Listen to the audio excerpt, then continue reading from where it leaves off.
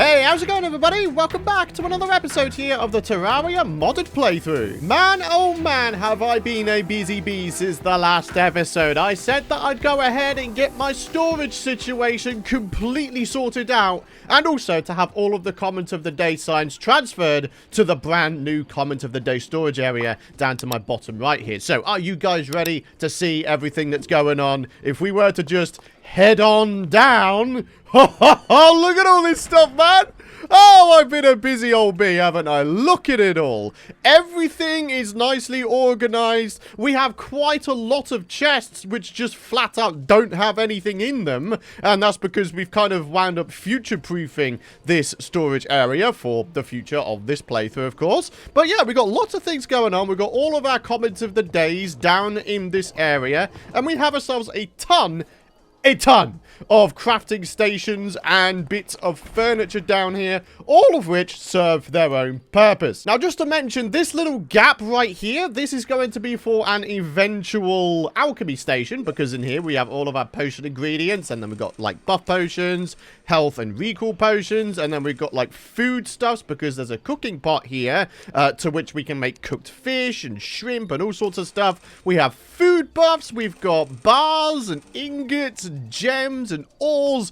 Oh man, there's just so much stuff. Everything is finally organized. 14 episodes in, and now, only now, are we saying that we are finally organized, my friends. To say that we've done that finally is epic. So, I think, personally, that within itself deserves a like on the video. But talking of likes on the videos and support in general, I do very, very much appreciate each and every single one of you guys for continuing to support my series here and my videos here on YouTube. I really do appreciate it. So, whether it's just you watching the video or dropping a like or subscribing to the channel, I really appreciate it. So, thank you so much. Of course, if you do want to go on further with your support, though, use code Python when ordering any of my Apex Gaming PCs for a bit of a discount. So, with all of the organizational stuffs done in the world, finally, that leaves us to make some progress with the bosses here. So we have the tier 1 Old Ones army with the Dark Mage boss at the end of it. Obviously, tier 1 has the Dark Mage boss as the sort of end boss on the final wave, only wave 5.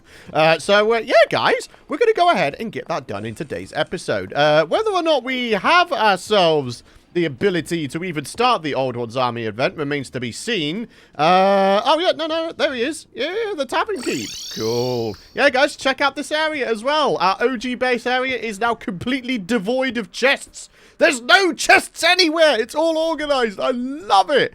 Absolutely love it. So, there we are. We've got some Defender medals. There's the Eternia Crystal Sand, and there's the crystals themselves. Do we want to get ourselves one of these here rods? I mean, why wouldn't I, right? This is typically the one I go for, the explosive trap rod, but do you know what? I actually fancied trying to use something different, so I'm going to try to use the flame burst rod for once. I think this might just be among the only things I haven't tried to use. I've definitely used the ballista rod, maybe at the start of the Old Ones Army events, like when it was first introduced, and then I think I started using lightning rods quite a lot, and then the explosive trap rods. The flame one, I haven't really done a great deal with. Now, needless to say, this is only a vanilla event. We're not going to spend too long on this here event because, yeah, afterwards we're going to do something, hopefully, a little bit more fun in that we're going to try to take on the Perforators, okay? Anyways, guys, we still have the Old Ones Army event to do first. So, we're going to go ahead and try and get ourselves something that's got good damage. Masterful. Yeah, that's more like it. Look at that. You know what? I was about to go ahead and get ourselves buff potions out, but we don't need them. We have permanent endurance, permanent regen, permanent swiftness, permanent thorns, and permanent iron skin. All of which, I imagine, should be more than enough for us to take down this event with absolute ease, okay? What do we want to do, though? I'm kind of thinking what we do is we maybe try and flatten out this sandy desert area, and then we use this as our Old One Army arena for a little bit anyway. That is still something I'd like to try and do in the series at some point, by the way, my friends. I would like to try to smooth out as much of the terrain as possible. It's something that I usually do in my Terraria vanilla Let's Plays, but, you know, it's just kind of nice to do it on here as well, you know? Just get the world nicely prepared for the future, you know what I'm saying? Do you know what? Honestly, there's a lot of me that's thinking that what I should be doing is getting myself a permanent shine effect so you guys can actually see what the devil's going on here. See, the thing is as well, I've actually got a pretty ridiculous amount of coinage back at base. Like, if we were to show you guys real quick. Yeah, 7 plat. You know what that means? We can buy quite a significant amount of potions and have them be permanent. At the end of this spending session, I am going to be the most overpowered Terraria player you guys have ever seen. It's going to be truly ridiculous. Do we not have the little combo guy just yet? I can't even remember when the combo guy spawns in. It's none of these guys here. Let me just check out the housing real quick. Just trying to look for him. Oh, there he is, the young brewer. When you're in hard mode and both the alchemist and operator are alive. This is the combo pot guy. You could buy, like, I don't know, ranger combo pots and all-round combo pots. This guy truly is one of the most brilliant NPCs you can have in your world. So, I guess, for now, that means all we're going to do is we are going to get ourselves a bunch of buffs from here. So, permanent mining buff, permanent summoning buff, and permanent heart reach buff. Also very, very good. We'll have ourselves the permanent shine one, of course, just so, you know, we can see a bit better. Spelunker, probably, right? I mean, just to be able to see all the valuables around us. I mean, it might get a little bit sort of imposing after a while. I don't know. Hunter Potion, freaking gosh darn lootly. Yes, yes, yes. We've got Gills. We've got Titan. Increased knockback. Sure. All right. And then, needless to say, mana regen and magic power. That's probably also a good way to go. My goodness me. We've spent so much money here, my friends. And to say that it's worth it is understatement of the century. Ladies and gentlemen, we have just picked up for ourselves 8 new permanent buffs. Look at the amount of buffs we have here, dude. What the hell? Wow. We can have an increased number of minions. I mean, yeah, we've got the eyeball. Can you, like, make the eyeball more powerful or no? I don't think it can. I don't think it stacks like the Desert Tiger staff or the Stardust Dragon staff. So what that means is we're going to whip out a different dude. The magical conch. The Sun Spirit staff? I'm going to take the conch. All right, ladies and gentlemen. So we're pretty much getting straight into this thing. Let's not forget about the little bad boys here, of course. We've got the Hermit Crab with us. We also have ourselves the Flame Burst Rod here. Yeah. Doing tons of damage. Wait, what the devil? The freaking portal is on top of my base? What? Alright, so skipping ahead. The invasion hastens. Oh, yes, it does. Alright, well, the Flame Burst staff definitely seems to be doing the job, at least reasonably well. You know, it's a competent weapon. Whether it is as good or better than the Lightning Rod or the Explosive Trap Rod, well, it remains to be seen, to be honest with you. Alright, wave number 3, my friends. We're not going to dilly-dally. So, yeah, it really does turn out that these guys do a decent amount of damage. The Flame Burst Rod. The combination of weaponry we have here is truly astounding. Oh, look at this. We're just absolutely ruining these kids. Oh, I love it. Oh, wait. Oh, we got flying dudes. Oh, gotta be careful of that, my friendos. Yeah, I forgot that those guys spawn in after a while, eh? Yeah, little pink dudes, get out of here. Go on. Go. Get out of here. All right. Any second now. There we go. That's that wave donezo. Okay, brilliant. We have took a teensy tiny bit of damage. But, you know, we're still kind of going strong, which is good. But yeah, the Myco Root, the Death Star Rod, the Magical Conch. It's just brilliant, isn't it? There's no other word for it. It truly is a brilliant combo. Does the job against crowds very nicely. Ladies and gentlemen, here we are, though. On to the final wave with the Dark Mages. Oh, hey there, Dark Mage. You're going to die. Hopefully before the point in which my crystal dies. That would be good, of course. Come on. There we go. That is it, ladies and gentlemen. Hey, the crystal's actually back up to max health. Interesting. There we are. A new shop item has been unlocked, apparently, in the Abomination shop. All right. Very good. Guys, that was the Old One's army. To be honest, I really wasn't expecting there to be any difficulty there, in fact, at all. And there wasn't. We did get ourselves a trophy, though. That's kind of cool, right? Yeah. Okay, very, very good. We didn't get ourselves any of these things, though, the relics. I wonder if you get a relic for the tier 3 Old Ones army. I mean, you do get an Ogre one, and you do get a Betsy one. I can't remember if you get a Dark Mage one, though. I mean, it would make sense, right, for all 3 to give you it. You can't just have, like, 1 or 2 give you it. That doesn't make any sense. Anyways, ladies and gentlemen, check it out. Another trophy for our collection. This was completely accidental as well, this being 3 blocks wide, which is perfect for all of these trophies to be stored. But there we have it. It's pretty cool, isn't it? Ah, so this is the item, is it? Summons a Dark Mage. Okay, the Forbidden Tome. Matsuri Lantern makes every night a Lantern Night when possible.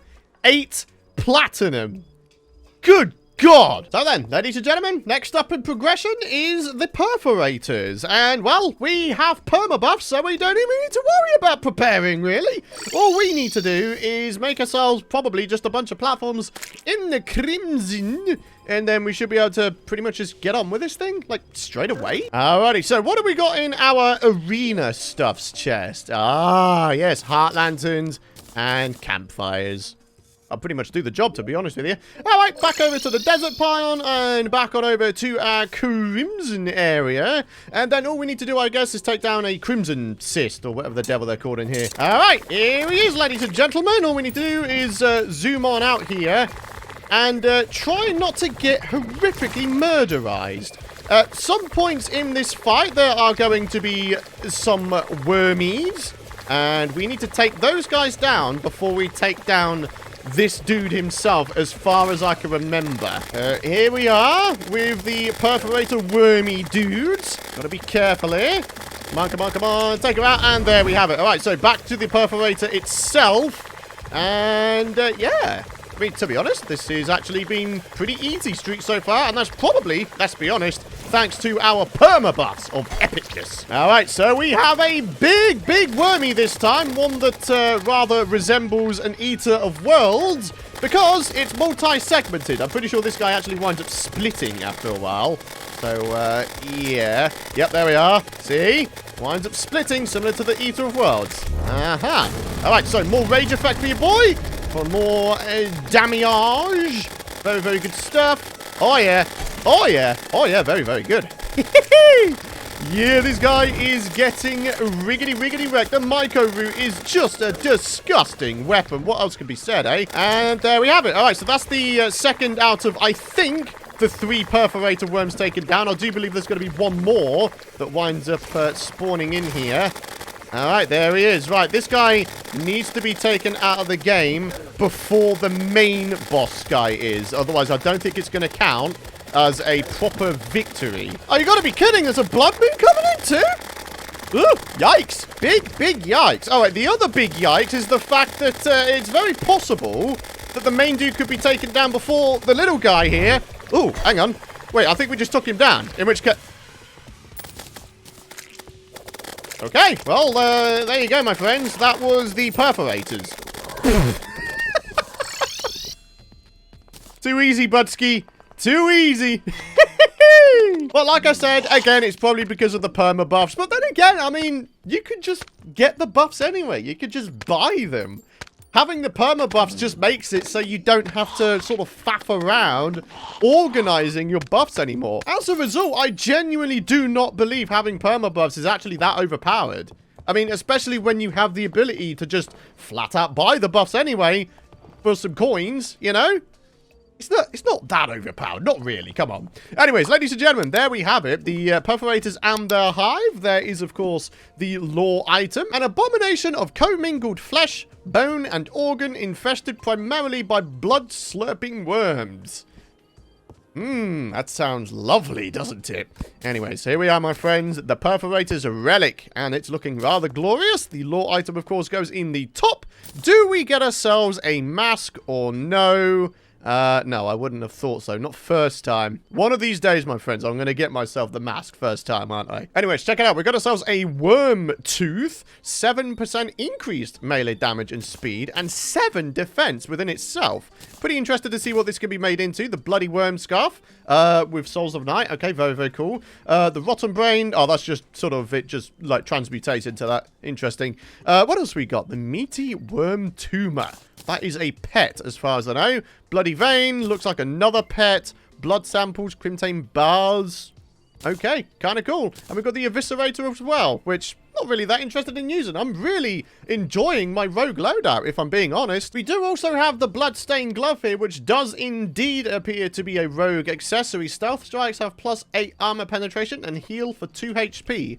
Again, interested to see what it can make. The Electrician's Glove. Ah, okay, so we can make that in early hard mode if we really wanted to. So, ladies and gentlemen, check it out. We can, of course, make ourselves the Bloody Worm food. And, yeah, summons the Perforator Hive when used in the Crimson. It's just the summoning item, you know. You don't have to necessarily go for the cysts anymore. Ooh, the Vein Burster. I remember this being a truly epic weapon.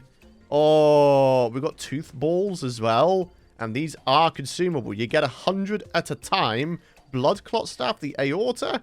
Damn. Okay. Right, I'm going to go for the Vein Burster. Like, why wouldn't I? I remember having that in my previous Calamity series, and it truly was something to behold. It really, really was. 1,100 Tooth Balls?